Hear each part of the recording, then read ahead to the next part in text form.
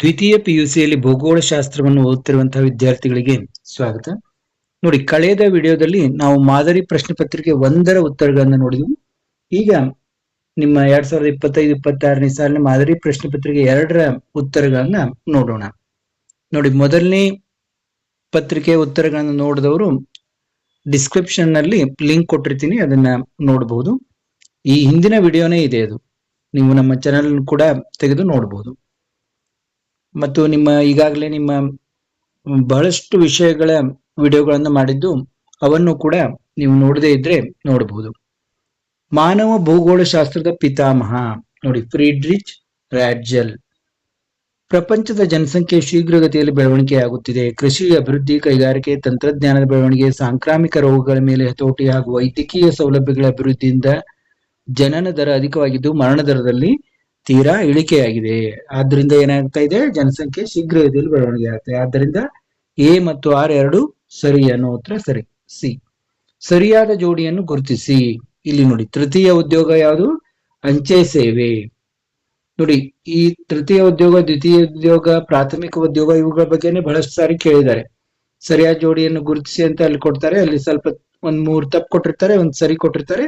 ಸರಿಯಾದದ್ದನ್ನ ನೀವು ಕಂಡುಹಿಡಬೇಕು. ಆದ ಕಾರಣ ಪ್ರಾಥಮಿಕ ಉದ್ಯೋಗ ಅಂದ್ರೆ ಯಾವುದು, ದ್ವಿತೀಯ ಉದ್ಯೋಗ ಅಂದ್ರೆ ಯಾವುದು, ತೃತೀಯ ಉದ್ಯೋಗ ಅಂದ್ರೆ ಯಾವುದು, ಚತುರ್ಥ ಉದ್ಯೋಗದಲ್ಲಿ ಯಾವ್ಯಾವ ಬರ್ತವೆ ಅನ್ನೋದನ್ನ ನೀವು ನೆನಪಿನಲ್ಲಿ ಇಡಬೇಕಾಗ್ತದೆ.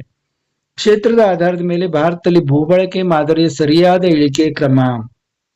ನೋಡಿ, ಕ್ಷೇತ್ರದ ಆಧಾರದ ಮೇಲೆ ಭೂಬಳಕೆ ಇಳಿಕೆ ಕ್ರಮ: ನಿವ್ವಳ ಬಿತ್ತನೆ ಪ್ರದೇಶ, ಅರಣ್ಯ ಪ್ರದೇಶ, ವ್ಯವಸಾಯಕ್ಕೆ ದೊರೆಯದ ಭೂಮಿ, ಬೀಳು ಭೂಮಿ.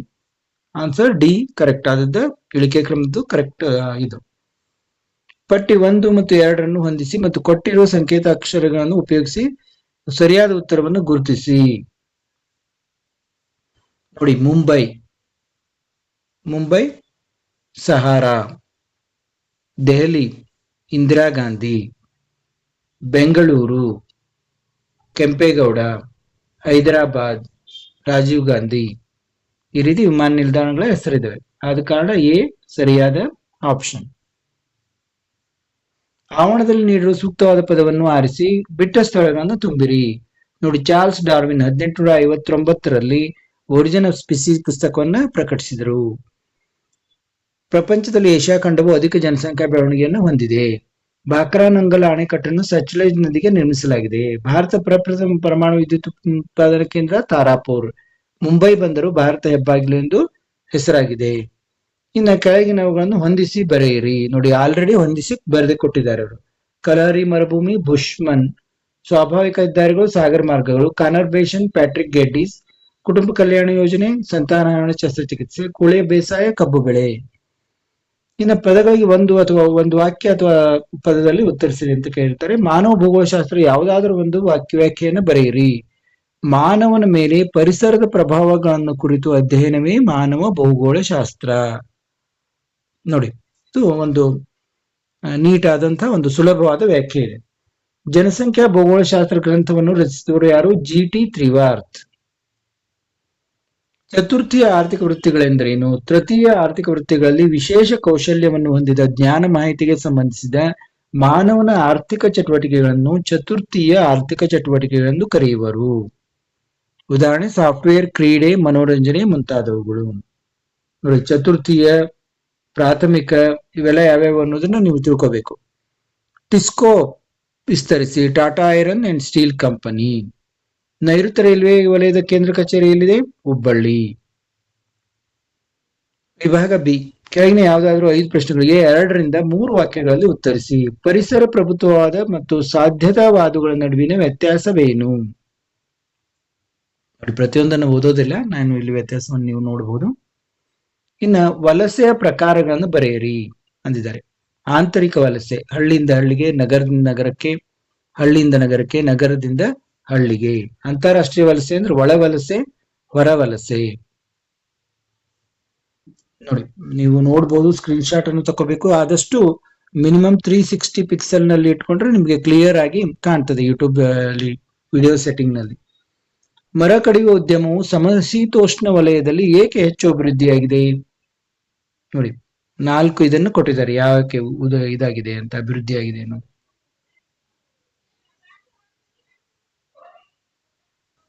ತ್ರಿಕೋನಾಕಾರದ ವಸತಿಗಳೆಂದರೇನು ಉದಾಹರಣೆ ಕೊಡಿ. ನೋಡಿ, ಎರಡು ನದಿಗಳ ಸಂಗಮ ಸ್ಥಳಗಳಲ್ಲಿ ಹಾಗೂ ಎರಡು ರೈಲ್ವೆ ಮಾರ್ಗಗಳ ಸಂಸ್ಥೆಗಳಲ್ಲಿ ನಿರ್ಮಾಣವಾಗಿರುವ ವಸತಿಗಳನ್ನು ತ್ರಿಕೋನಾಕಾರದ ವಸತಿಗಳೆನ್ನುವರು. ಅಲಹಾಬಾದ್, ಗಂಗಾ ಮತ್ತು ಯಮುನಾ ನದಿಗಳ ಸಂಗಮ ಸ್ಥಳ ಉದಾಹರಣೆ. ಭಾರತದಲ್ಲಿ ನೀರಾವರಿಯ ಪ್ರಮುಖ ಮೂಲಗಳಾವು? ಬಾವಿ, ಕೊಳವೆ ಬಾವಿ ನೀರಾವರಿ, ಕಾಲುವೆ ನೀರಾವರಿ, ಕೆರೆ ನೀರಾವರಿ ಮತ್ತು ಇತರೆ. ಜೈವಿಕ ಅನಿಲವು ಗ್ರಾಮೀಣ ಪ್ರದೇಶಗಳಿಗೆ ಸೂಕ್ತ ಹೇಗೆ? ಅನಿಲವು ಆಗ್ಬೇಕದು, ಸ್ವಲ್ಪ ಪ್ರಿಂಟ್ ಮಿಸ್ಟೇಕ್ ಆಗಿದೆ. ಜೈವಿಕ ಅನಿಲವು ವಿಶೇಷವಾಗಿ ಸಗಣಿ ಮತ್ತು ವ್ಯರ್ಥ ಜೈವಿಕ ವಸ್ತುಗಳನ್ನು ಬಳಸಿ ಉತ್ಪಾದಿಸುವ ಅನಿಲವಾಗಿದೆ. ಗ್ರಾಮೀಣ ಪ್ರದೇಶಗಳಲ್ಲಿ ಅತಿ ಹೆಚ್ಚಿನ ಪ್ರಮಾಣದಲ್ಲಿ ಸಗಣಿ ಮತ್ತು ವ್ಯರ್ಥ ಜೈವಿಕ ವಸ್ತುಗಳನ್ನು ಪಡೆಯಬಹುದು ಮತ್ತು ಅದರಿಂದ ಉತ್ಪಾದಿಸಿದ ಅನಿಲಕ್ಕೆ ಉತ್ತಮ ಮಾರುಕಟ್ಟೆ ಕೂಡ ಗ್ರಾಮೀಣ ಪ್ರದೇಶಗಳಾಗಿವೆ. ಆದ್ದರಿಂದ ಜೈವಿಕ ಅನಿಲವು ಗ್ರಾಮೀಣ ಪ್ರದೇಶಗಳಿಗೆ ಸೂಕ್ತ. ಭಾರತ ಪ್ರಮುಖ ಆಮದು ವಸ್ತುಗಳನ್ನು ತಿಳಿಸಿ. ನೋಡಿ, ಪೆಟ್ರೋಲಿಯಂ ವಸ್ತುಗಳು, ಮುತ್ತು ಮತ್ತು ಅಮೂಲ್ಯ ಹರಳುಗಳು, ಬಂಡವಾಳ ವಸ್ತುಗಳು, ರಾಸಾಯನಿಕ ಗೊಬ್ಬರಗಳು. ಜಲ ಮಾಲಿನ್ಯಕ್ಕೆ ಕಾರಣಗಳಾವುವು? ನೋಡಿ, ಕೈಗಾರಿಕೆಗಳಿಂದ ಹೊರಬೀಳುವ ಕಲುಷಿತ ನೀರು, ವ್ಯವಸಾಯ ಕ್ಷೇತ್ರದಿಂದ ಹೊರಬೀಳುವ ಕಲುಷಿತ ನೀರು, ತೀರ್ಥಯಾತ್ರೆ, ಧಾರ್ಮಿಕ ಮೇಳಗಳು, ಪ್ರವಾಸೋದ್ಯಮ ಮತ್ತು ಸಾಂಸ್ಕೃತಿಕ ಚಟುವಟಿಕೆಗಳಿಂದ ಒಳಚರಂಡಿಗಳ ನೀರು, ಜಲಭಾಗವನ್ನು ಸೇರಿ ನೀರು ಕಲುಷಿತಗೊಳ್ಳುತ್ತದೆ. ಇನ್ನು ವಿಭಾಗ ಸಿ ಯಲ್ಲಿ ನೋಡಿ, ಕೆಳಗಿನ ಯಾವುದಾದರೂ 7 ಪ್ರಶ್ನೆಗಳಿಗೆ 20 ರಿಂದ 25 ವಾಕ್ಯಗಳಲ್ಲಿ ಉತ್ತರಿಸಿ ಅಂತ ಕೊಟ್ಟಿರ್ತಾರೆ. ಇಲ್ಲಿ ಮಾತ್ರ ಎಲ್ಲಾ ಪ್ರಶ್ನೆಗಳಿಗೂ ಉತ್ತರವನ್ನು ನೀಡಲಾಗಿದೆ. ಒಂದೊಂದಕ್ಕೆ 5 ಅಂಕ ಇರ್ತದೆ. ನೋಡಿ, ಯಾವ ರೀತಿ ಬರಿಬೇಕು ಅಂತ ಒಬ್ರು ಕೇಳ್ತಾ ಇದ್ರು. ಇಲ್ಲಿ ಯಾವ ರೀತಿ ಕೊಟ್ಟಿದಾರಲ್ಲ ಆ ರೀತಿ ಪಾಯಿಂಟ್ ವೈಸ್ ಬರಿಬೇಕು ನೀವು. ಮಾನವ ಅಭಿವೃದ್ಧಿ ಮಾಪನವನ್ನು ಕುರಿತು ಚರ್ಚಿಸಿ. ನೋಡಿ, ಮಾನವ ಅಭಿವೃದ್ಧಿ ಸೂಚ್ಯಾಂಕ, ಮಾನವ ಬಡತನ ಸೂಚ್ಯಾಂಕ 2 ಅಂಶಗಳ ಸಹಾಯದಿಂದ ಅಳೆಯಲಾಗುತ್ತದೆ. ಇಲ್ಲಿ ಹೀಗಂದ್ರೇನು ಅನ್ನೋದನ್ನ ಸ್ವಲ್ಪ ನೀವು ಬರಿಬೇಕಾಗ್ತದೆ. ಮಾನವ ಅಭಿವೃದ್ಧಿ ಸೂಚ್ಯಾಂಕದಲ್ಲಿ ಏನೇನ್ ಬರ್ತದೆ? ಆರೋಗ್ಯ, ಶಿಕ್ಷಣ, ಉತ್ತಮ ಜೀವನ ಮಟ್ಟ. ಇನ್ನು ಮಾನವ ಬಡತನ ಸೂಚ್ಯಾಂಕದಲ್ಲಿ ಏನೇನ್ ಬರ್ತದೆ ಅದನ್ನ ಸ್ವಲ್ಪ ನೀವು ಒಂದೊಂದು ಲೈನ್ ಬರೆದ್ರೆ ನಿಮ್ಮ ಒಂದು ಉತ್ತರ ಪೂರ್ಣ ಆಗ್ತದೆ. ಇನ್ನು ಸಮೂಹ ಮಾಧ್ಯಮಗಳ ಪ್ರಾಮುಖ್ಯತೆಗಳನ್ನು ವಿವರಿಸಿ. ಸಮೂಹ ಮಾಧ್ಯಮಗಳು ಆಧುನಿಕ ಯುಗದಲ್ಲಿ ತಮ್ಮದೇ ಆದ ಪ್ರಾಮುಖ್ಯತೆಯನ್ನು ಹೊಂದಿವೆ ಅಂತ ಸುಮಾರು ಒಂದು 12 ಪಾಯಿಂಟ್ಗಳನ್ನು ಇಲ್ಲಿ ನೀಡಲಾಗಿದೆ. ಅವುಗಳನ್ನು ಈ ರೀತಿ ನೀವು ಪಾಯಿಂಟ್ ವೈಸ್ ಬರೆದ್ರೆ ನಿಮ್ಗೆ ಅಂಕಗಳು ದೊರೆಯುತ್ತವೆ. ಭಾರತದಲ್ಲಿ ತೀವ್ರ ಜನಸಂಖ್ಯಾ ಬೆಳವಣಿಗೆಯಿಂದ ಉಂಟಾಗುವ ಸಮಸ್ಯೆಗಳನ್ನು ಪಟ್ಟಿ ಮಾಡಿ. ನೋಡಿ, ನಿರುದ್ಯೋಗ ಮತ್ತು ಅರೆ ನಿರುದ್ಯೋಗ ಅವನು ಒಂದೊಂದು ಲೈನ್ ಎಕ್ಸ್ಪ್ಲೇನ್ ಮಾಡಬೇಕು. ಆಹಾರ ಮತ್ತು ಪೌಷ್ಟಿಕಾಂಶದ ಕೊರತೆ, ಸಾಮಾಜಿಕ ಹಾಗೂ ನಾಗರಿಕ ಮೂಲ ಸೌಲಭ್ಯಗಳ ಮೇಲೆ ಅಧಿಕ ಹೊರೆ, ಕಡಿಮೆ ತಲಾ ಆದಾಯ, ಅನುತ್ಪಾದಕ ಜನಸಂಖ್ಯೆ ಹೆಚ್ಚಳ ಮತ್ತು ಇತರೆ. ಇಷ್ಟು ಪಾಯಿಂಟ್ಸ್ ಗಳನ್ನು ನೀವು ಬರೆದ್ರೆ ಆರಾಮಾಗಿ ನಿಮಗೆ ಅಂಕಗಳು ದೊರೆತವೆ. ಇನ್ನು ವಲಸೆಯ ಧನಾತ್ಮಕ ಮತ್ತು ಋಣಾತ್ಮಕ ಪರಿಣಾಮಗಳು. ನೋಡಿ, ಧನಾತ್ಮಕ ಪರಿಣಾಮಗಳು 5 ಕೊಟ್ಟಿದ್ದಾರೆ, ಋಣಾತ್ಮಕ ಪರಿಣಾಮಗಳು 6 ಕೊಟ್ಟಿದ್ದಾರೆ.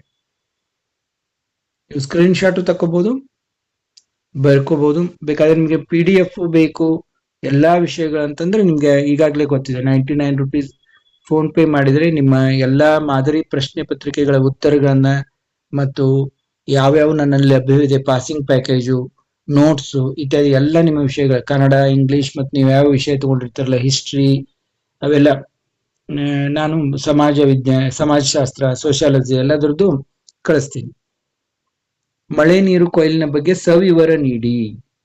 ನೋಡಿ, ಇಲ್ಲಿ ಏನೇನು ಉದ್ದೇಶ, ವಿಧಾನ ಏನೇನು ಎಲ್ಲವನ್ನು ಇಲ್ಲಿ ಕೊಟ್ಟಿದ್ದಾರೆ. ಭಾರತದಲ್ಲಿ ರೂಢಿಯಲ್ಲಿರುವ ಪ್ರಮುಖ ಕೃಷಿಯ ವಿಧಗಳನ್ನು ಕುರಿತು ಲಘು ಟಿಪ್ಪಣಿ ಬರೆಯಿರಿ.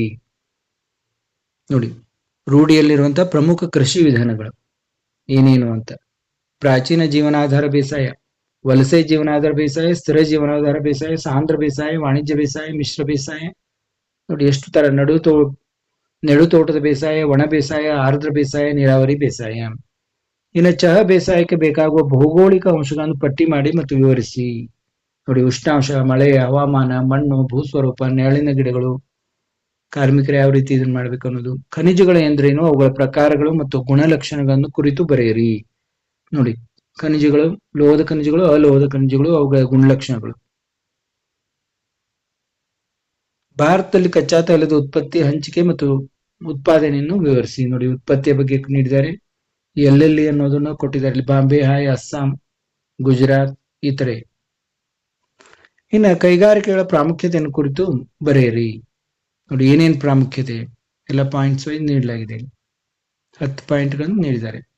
ಭಾರತದಲ್ಲಿ ಸಿಮೆಂಟ್ ಕೈಗಾರಿಕೆ ಹಂಚಿಕೆ ಮತ್ತು ಉತ್ಪಾದನೆಯನ್ನು ವಿವರಿಸಿ. ನೋಡಿ, ಹಂಚಿಕೆ ಎಲ್ಲೆಲ್ಲಿ, ಯಾವ ರೀತಿಯು, ರಾಜಸ್ಥಾನ, ತಮಿಳುನಾಡು, ಆಂಧ್ರ ಪ್ರದೇಶ, ತೆಲಂಗಾಣ ಇತರೆ ರಾಜ್ಯಗಳು. ಉತ್ಪಾದನೆ ಬಗ್ಗೆ ಭಾರತದಲ್ಲಿ ರೈಲು ಸಾರಿಗೆ ಅಭಿವೃದ್ಧಿ ಕುರಿತು ಬರೆಯಿರಿ. ನೋಡಿ ಉತ್ತರ. ಅಭಿವೃದ್ಧಿ ಬಗ್ಗೆ ಎಲ್ಲ ಇಲ್ಲಿ ನೀಡಲಾಗಿದೆ, ಯಾವಾಗ ಯಾವಾಗ ಅಭಿವೃದ್ಧಿ ಆಯ್ತಂತ. ಭಾರತದಲ್ಲಿ ನಗರ ಪ್ರದೇಶಗಳ ತ್ಯಾಜ್ಯ ವಿಲೇವಾರಿ ಕುರಿತು ಸವಿವರ ನೀಡಿ. ನೋಡಿ, ಇನ್ನು ವಿಭಾಗ ಡಿ ಯಲ್ಲಿ ಕೆಳಗಿನ ಯಾವುದಾದ್ರೂ ಒಂದು ಪ್ರಶ್ನೆಗೆ ಉತ್ತರಿಸಿ. ಇಲ್ಲಿ ಕೂಡ 5 ಅಂಕ. ಪ್ರಾಥಮಿಕ ದತ್ತಾಂಶಗಳ ಮೂಲಗಳನ್ನು ವಿವರಿಸಿ ಎಂದಿದ್ದಾರೆ. ನೋಡಿ, ದತ್ತಾಂಶಗಳ ಮೂಲಗಳು ವೈಯಕ್ತಿಕ ಸಂದರ್ಶನದ ಮೂಲಕ, ವೀಕ್ಷಣೆಯಿಂದ, ಪ್ರಶ್ನಾವಳಿಗಳಿಂದ, ನೋಡಿ ಇತರೆ. ಆಮೇಲೆ ಈ ಕೆಳಗೆ ಕೊಟ್ಟಿರುವ ಅಂಕಿಅಂಶಗಳನ್ನು ಬಳಸಿಕೊಂಡು ಒಂದು ಸರಳ ಸ್ತಂಭಾಲೇಖವನ್ನು ರಚಿಸಿ. ನೋಡಿ, ಪ್ರತಿ ಇದರಲ್ಲೂ ಕೇಳಿದ್ದಾರೆ ಇವನ್ನ, ಸ್ತಂಭಾಲೇಖವನ್ನು ರಚಿಸೋದು. ಆಮೇಲೆ ಈ ಕೆಳಗಿನ ಪ್ರಶ್ನೆಗೆ ಉತ್ತರಿಸಿ. ಅಂಕಿಅಂಶಗಳನ್ನು ಸಹಾಯದಿಂದ ಒಂದು ವೃತ್ತಾಲೇಖ ರಚಿಸಿ. ನೋಡಿ, ಸ್ತಂಭಾಲೇಖ ಮತ್ತು ವೃತ್ತಾಲೇಖ. ನಿಮ್ಗೆ ವೃತ್ತಾಲೇಖ ಗೊತ್ತಿದೆ. ಇದನ್ನ ಇವನ್ ಕೊಟ್ಟಿರ್ತಾರಲ್ಲ, ಇದನ್ನ ನೀವು ಡಿಗ್ರಿಯಲ್ಲಿ ಪರಿವರ್ತನೆ ಮಾಡ್ಕೋಬೇಕು. ಆಮೇಲೆ ಈ ರೀತಿ ನಿಮ್ಗೆ ಇದು ಗೊತ್ತಾಗ್ತದೆ, ಯಾವ್ದು ಇಲ್ಲಿ ಜಾಸ್ತಿ ಬಂತು. ನೋಡಿ, ಆಹಾರ ಧಾನ್ಯಗಳು 159.75% ಬಂದಿದೆ. ಅಂದ್ರೆ ಎಲ್ಲಾ ಕೂಡಿ ಇದು 360 ಡಿಗ್ರಿ ಆಗ್ತದೆ. ಅದರಲ್ಲಿ ಈ ಟೈಪ್ ನಿಮ್ಗೆ ಇದು ದೊರೀತದೆ. ಕರೆಕ್ಟ್ ಆಗಿ ನೀವು ಇಲ್ಲಿ ಮಿಸ್ಟೇಕ್ ಮಾಡ್ದಂಗೆ ಈ ರೀತಿ ಪರಿವರ್ತನೆಯನ್ನು ಮಾಡ್ಕೋಬೇಕು.